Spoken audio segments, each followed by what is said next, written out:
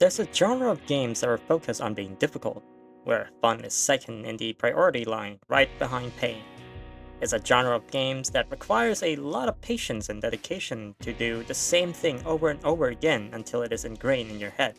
Each failure sets you back a ton, making each new milestone feels great but also daunting because you could lose everything in an instant with one bad move. These games are designed in a way to make beating them feels like you've just climbed an entire mountain and finally reaching the summit. It's an exhilarating experience, making it to the final boss on your umpteenth attempt and finally landing that final hit, marking your victory on what took away hours of your time. Celeste is a game many would categorize as an extremely difficult game. Just like Elden Ring or Super Meat Boy, Celeste is a game that requires time, dedication, and also precision. Each level is crafted for the perfect movement. Time yourself wrong and you'll end up back at the start.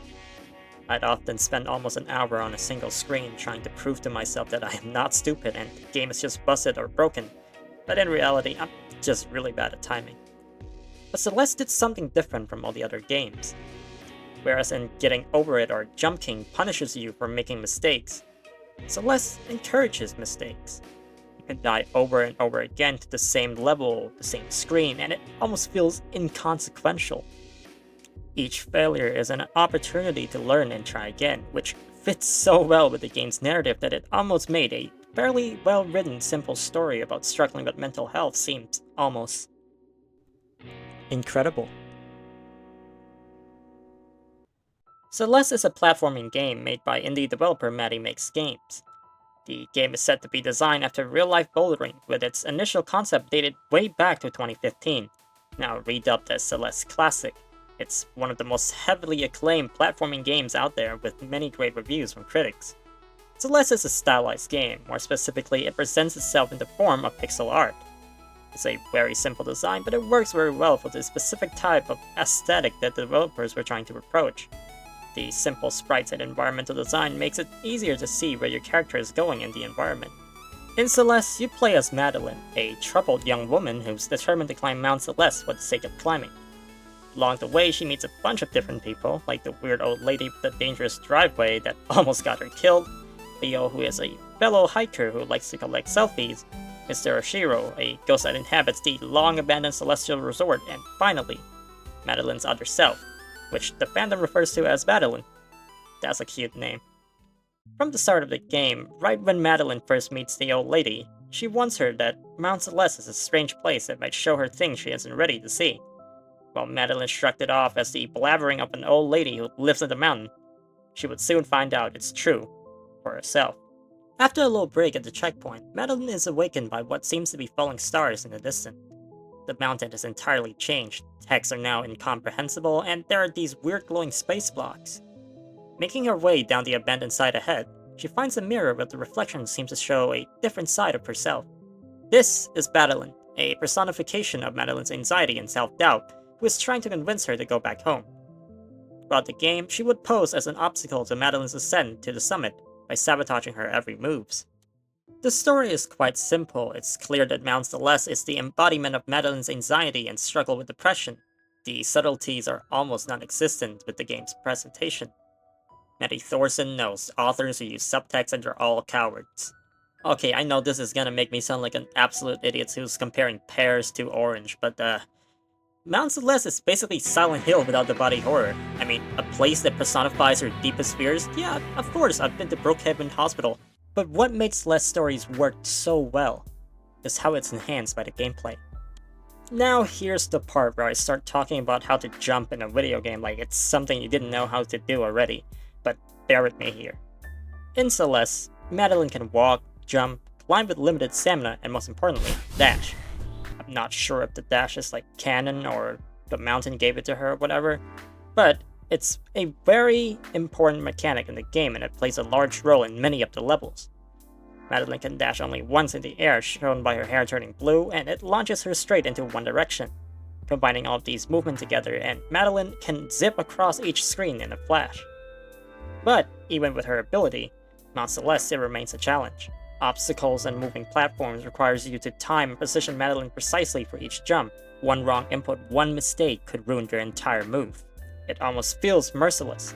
The amount of focus I had to do, especially during the later parts of the game, made me feel nauseous afterward. It's a very tight design, but Celeste doesn't punish you for making the wrong move.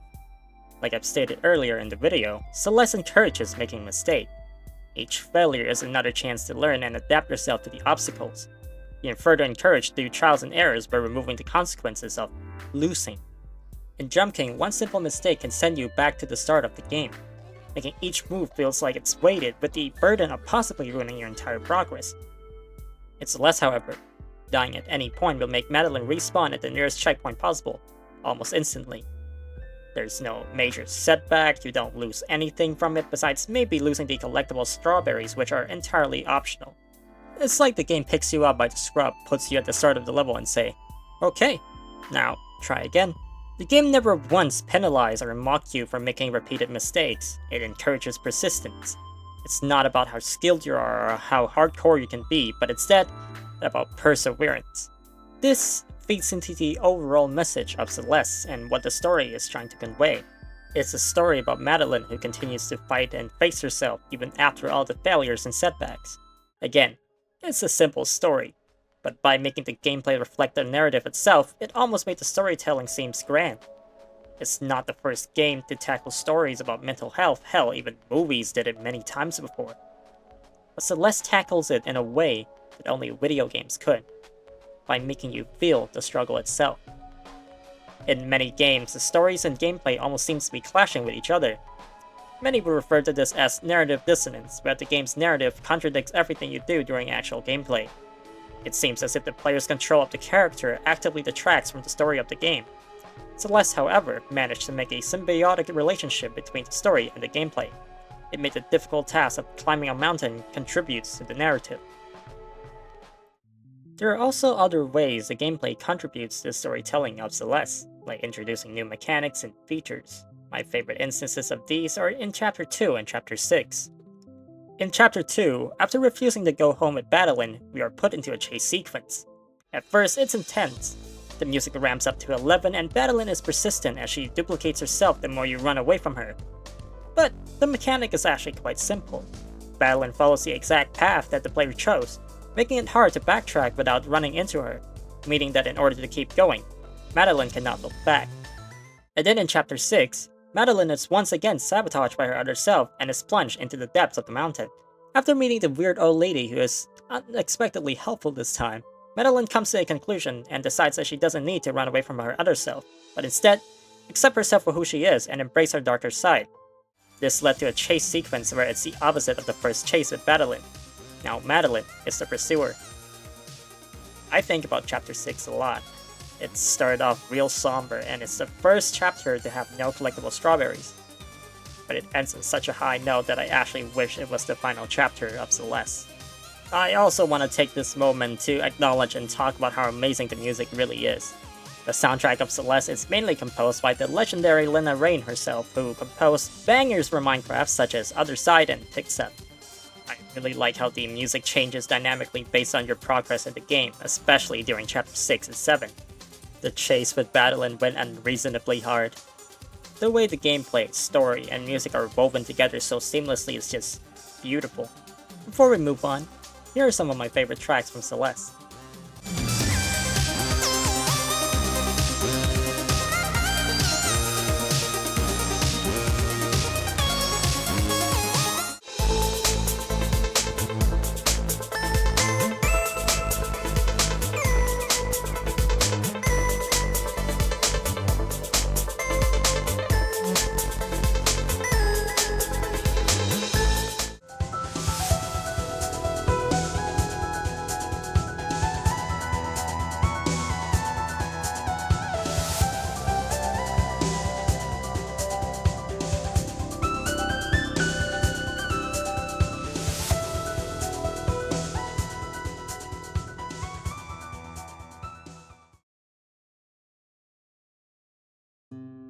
One of my other favorite parts of Celeste is this scene right here.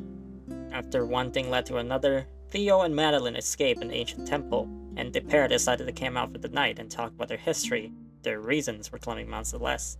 Theo talked about his grandpa, and for the first time in the game, Madeline talked about her depression openly to someone. Compared to my other favorite moments, this scene almost seems underwhelming.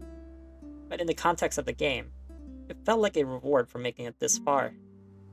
This dialogue between Madeline and Theo felt like a well-deserved break from the frustration I endured throughout the game. And this is why I think Celeste is special. The frustration of Celeste's gameplay makes the quiet and more introspective moments within its story shine farther than it could have without the gameplay. Reaching the summit at the end of the game didn't feel like a big payoff, there's no applause or confetti, but instead, a quiet self-reflective moment for Madeline and myself. A lot of living with mental problems involves going through things in silence. Failures or victories, it's almost always invisible to outsiders. But I guess we just gotta keep climbing. That was so corny. Thanks for watching the video. I'll see you in the next one.